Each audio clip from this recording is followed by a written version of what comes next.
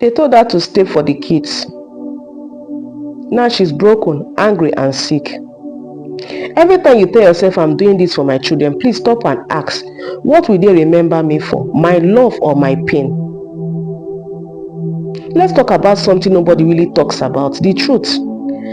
Stay in a bad marriage for the sake of your children. You've heard it over and over. Don't leave. Stay. Sacrifice.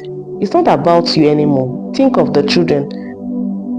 But let me ask you this, from one woman to another. What if staying is actually hurting them more than leaving? What if staying is slowly destroying you and they see it every single day? My mother stayed. She stayed with my father even when he no longer loved her. Even when he shouted at her, ignored her, blamed her for everything. Even when she cried herself to sleep at night and woke up pretending everything was okay. She stayed because of us, her children. She said she didn't want us to grow up without a father, and she didn't want another woman to come and maltreat us.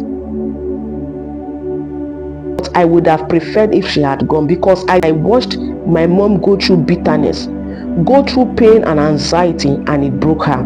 What we had was not a home. It was a house filled with silence, fear and sadness. I watched my mom lose herself because she became bitter, angry. She would snap at the smallest things.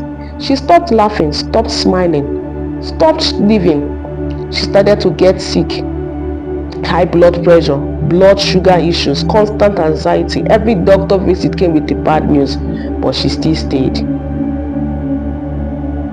I want you to hear this clearly. Staying in a toxic marriage is not saving your children, it's teaching them to accept pain. Your daughter is watching. She's learning that love means crying quietly.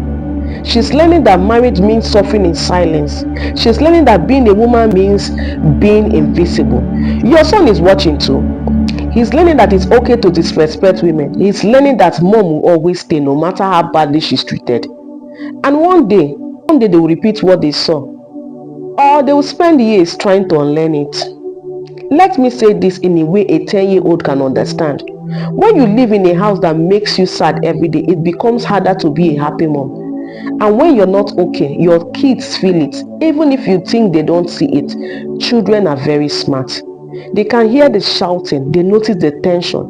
They know when you are pretending. You think you're hiding the pain from them? The truth is, they are drowning in it with you. Living doesn't make you a bad mom. It doesn't mean you're selfish. It means you're choosing to live.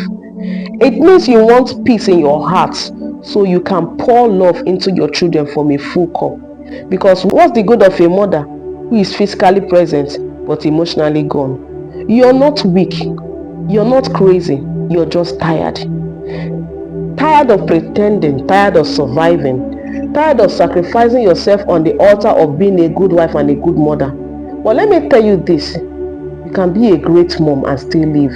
You can protect your peace and still protect your children. You can choose joy and still be strong. I'm not here to judge you. I know it's not easy. I know you've prayed. I know you've tried. But I also know that you're dying inside and your children need you alive. Not just breathing, but living. If this message spoke to your heart, don't keep it to yourself. Share it to another woman who is pretending. Another woman who is trying to hold everything together while falling apart.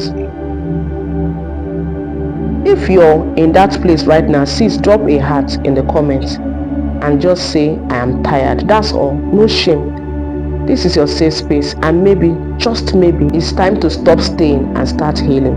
Shalom.